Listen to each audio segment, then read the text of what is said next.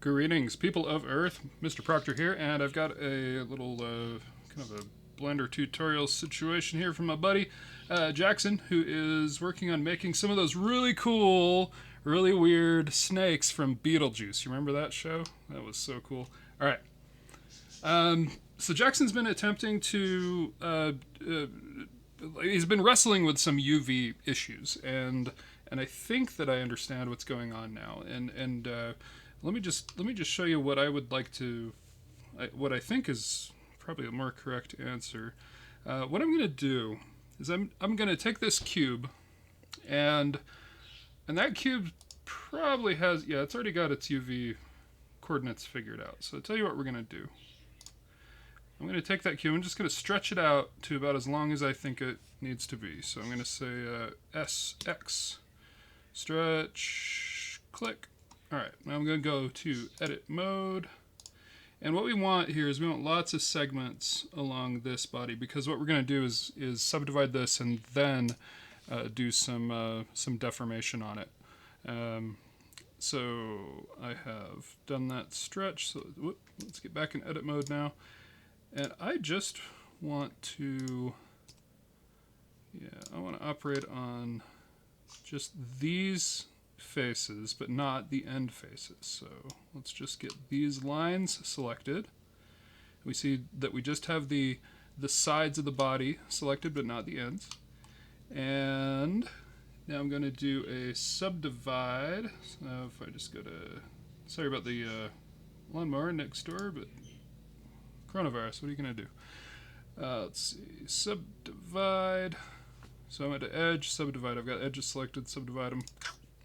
Now, I say I have one subdivision, but down here, I can make that more just by clicking and dragging this number higher.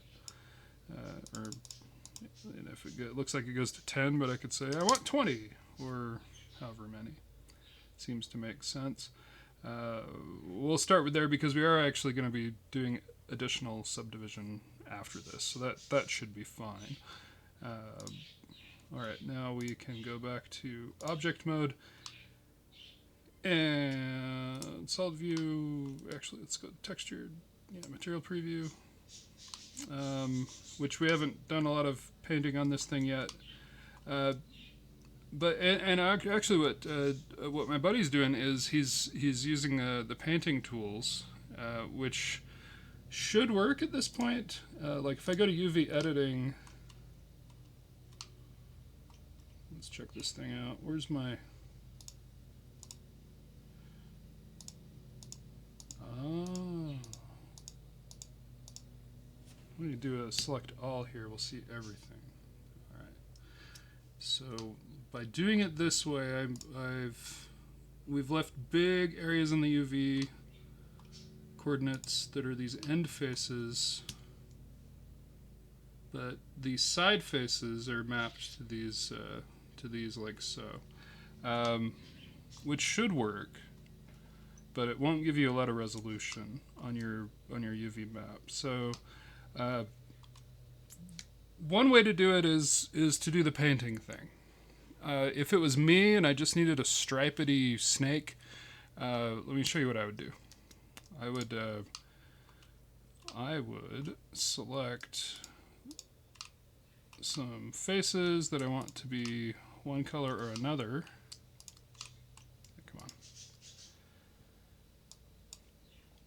Go back to the layout here so we have a little more room. Over here in materials, I would make another material slot. So I'd call this one white because it's the white material. I'd make another slot. I would assign this selection to that. Click. Make a new material. This will be black. Come down here and make it black. There, I've got one. Okay, so let's go to a side view now, and let's go to wireframe view. So I can go into edit mode, and let's see. I want to actually see. Yeah, okay, so the first one's black. We'll go every other one black. So I'm just going to do the box select across these. Oops. Let me try that again. hold down Shift if you want more than one.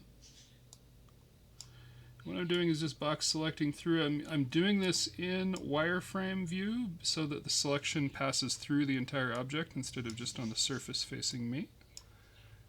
Just a little trick for you. And okay, now I've got the rest of those selected. If I go back here, I can see they're selected. If I assign that selection also to black, then they should also give me this nice stripedy thing. And then from there, because we subdivided, from there we can, the nice thing about that, the reason I like it this way is because those, as I recall, the snakes had really clean definition between their black and white stripes, which is why I like this method a little bit better. But let me go in here, let's add a little subdivision surface modifier, see how our snake's looking.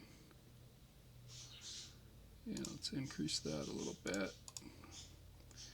And also remember, you don't have to go so resolute that you get rid of all these, you know, these disco ball type lines here. If you right click, shade smooth, it's going to shade it smooth, and you might have enough geometry that it looks fine. Depends on how close you're going to get to this thing in your production. But so that's the stripedy snake part and how I would get to it. And then also, if you want to deform this snake, what we can do is put a curve in here. I'll just get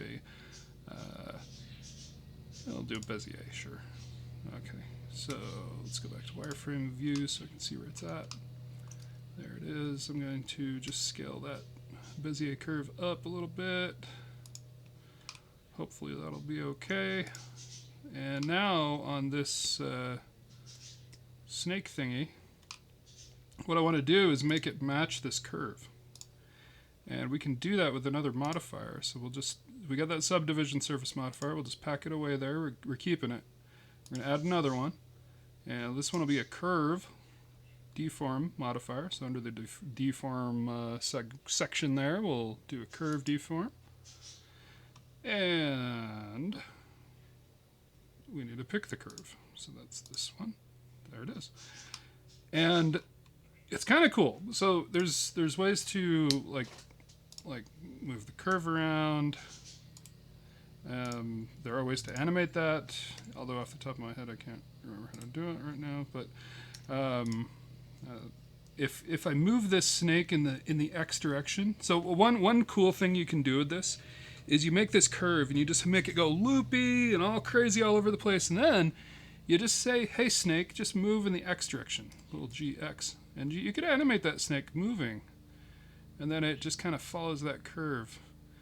And you can get nuts with this. And if you find, also you can extend this curve, so you can get, just hit E to extend it. And I guess I really should learn how to animate curve handles. I know it can be done. I just haven't ever done it. But remember that snake is being deformed along its x-axis, and so if you move it in the x direction, GX, it'll follow that curve perfectly. Okay, now if you move it in any other vector like GY, it's going to get off the curve and it'll still try to follow it. Or GZ, same deal.